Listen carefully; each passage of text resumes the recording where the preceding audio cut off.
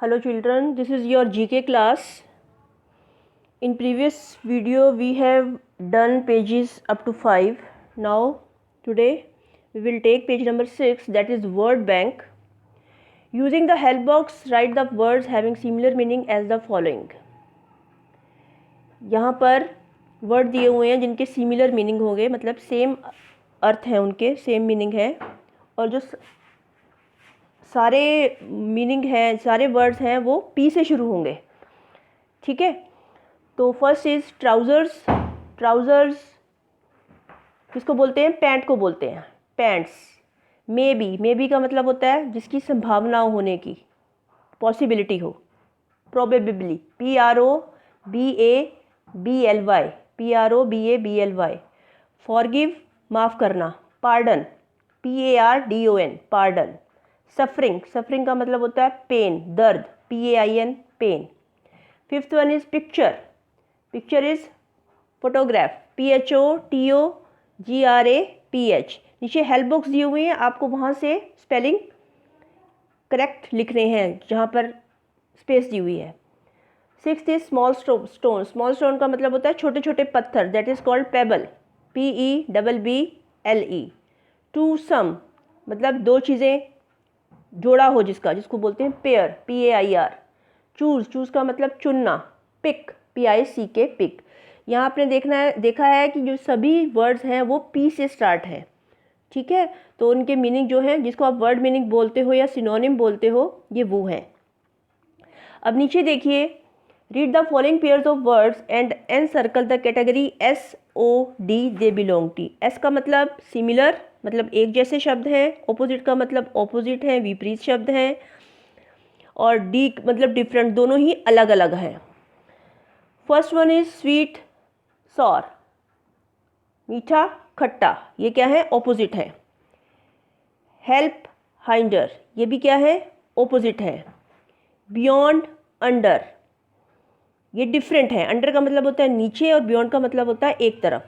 Return replace, ये synonym है, एक जैसे ही हैं, दोनों का मतलब होता है रिप्लेस करना, एक की जगह दूसरा.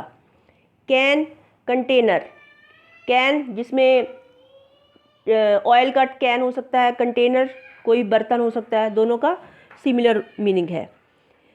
बिग एंग्री, बिग का मतलब होता है बड़ा और एंग्री का मतलब होता है गुस्सा. ये डिफरेंट है, तो यहाँ डी को सर्कल करेंगे आप. रीड का मतलब पढ़ना, राइट का मतलब लिखना, ये भी डिफरेंट है. स्टैंड राइज, दोनों का मतलब सेम है, उदय होना. तो जो ऑपोजिट है वहाँ पर ओ को आपने सर्कल करना है, और जो सिमिलर है वहाँ एस को सर्कल करना है, और जो डिफरेंट है वहाँ पर डी को सर्कल करना है. उसके बाद page number 7, complete the puzzle with the help of given clues. आपको पजल है वो कंप्लीट करनी है. फर्स्ट है अ person who makes articles out of gold. सोने की जो चीज़ें बनाता है उसको क्या बोलते हैं? सुनार. Goldsmith, GOLDSMITH. आप एक्रोस चलेंगे. Number 1 across 1, GOLDSMITH, goldsmith, सुनार. Number 2 a supplier of eye glasses and contact lenses. जो ऐनक होती है, जो स्पेक्स होते हैं हमारे और लेंसेज होते हैं, उनको सप्लाई करता है, उसको बोलते हैं optician. OPTICIAN. Third is a person who sells flowers. फूल बेचने वाले को क्या कहते हैं? Florist. FLORIST, florist. The chief cook in a restaurant. Restaurant में जो सबसे बड़ा पर्सन होता है, खाना बनाने वाला, हेड होता है जो उनका, उसको बोलते हैं chef. CHEF, chef. Number 5, now अब हम क्या चलेंगे? डाउन चलेंगे. A person who sells household items. जो घर की चीज़ें बेचता है पर्सन, उसको क्या बोलते हैं? नंबर 5 देखिए आप, कहाँ पर है नंबर 5? उसको बोलते हैं ग्रोसर. ये सारा एक्रोस ही चल रहा है, ये सारा 5th भी एक्रोस ही है बेटा. ओनली जो 10 नंबर है वो है डाउन, बाकी सारे एक्रोस में ही है. उसको ग्रोसर बोलते हैं, GROCER. उसके बाद है डॉक्टर हु परफॉर्म्स ऑपरेशन. जो ऑपरेशन करता है उस डॉक्टर को क्या बोलते हैं? Surgeon. SURGEON. A person who acts in plays. नाटकों में या फिल्मों में जो काम करता है उसे बोलते हैं एक्टर. ACTOR, actor. उसके बाद अ person who manages the library, library में जो सारी किताबों को मैनेज करता है उसे बोलते हैं librarian, LIBRARIAN, librarian, RAIN, librarian, LIBRARAIN, librarian. उसके बाद है doctor who takes care of people's teeth, तो दांतों वाला डॉक्टर होता है उसे क्या बोलते हैं, डेंटिस्ट, DENTIST। एंड लास्ट है नंबर 10, ये डाउनवर्ड है, ऊपर से नीचे जाना है आपने। अ person who saves people from drowning, जो डूबने से बचाता है लोगों को, उसको बोलते हैं life guard, LIFEGUARD, life guard. तो यहाँ पर ये आपके पजल हैं, यहाँ पर आपको कैपिटल लेटर में सारे स्पेलिंग लिखने हैं, ठीक है।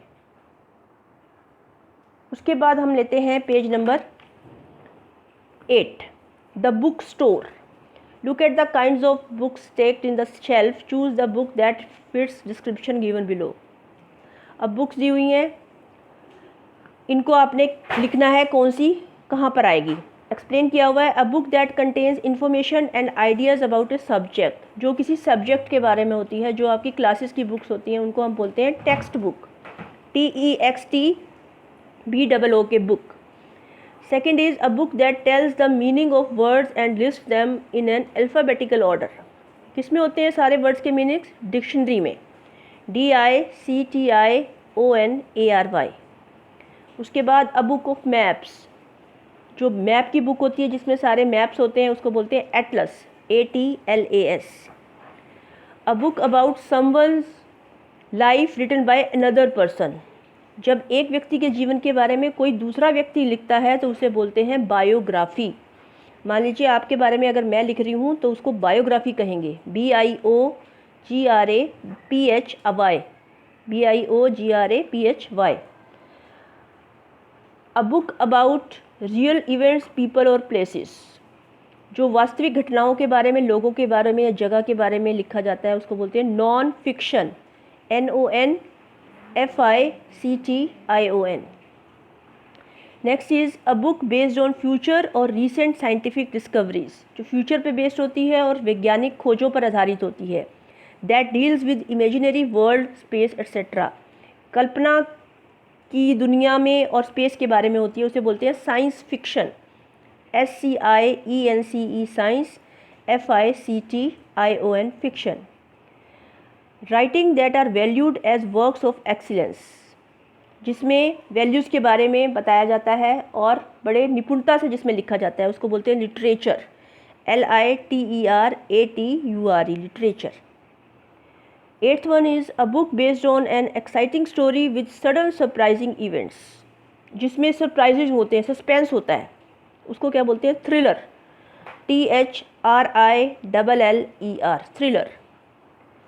अ large book or set of books containing facts about different subjects, जिसमें डिफरेंट सब्जेक्ट्स के बारे में सारा कुछ दिया होता है, उसे बोलते हैं एनसाइक्लोपीडिया, ENCYCLOPEDIA, एनसाइक्लोपीडिया।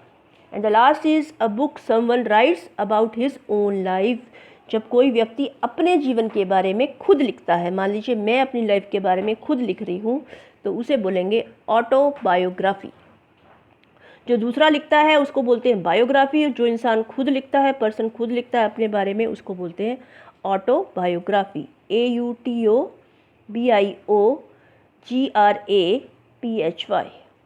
तो ये 8 पेज तक आपका कंप्लीट हो गया है। आप इसे अपनी किडविज की बुक में कंप्लीट कर लीजिए और थोड़ा थोड़ा करके याद भी करते रहिए ताकि आपकी जनरल नॉलेज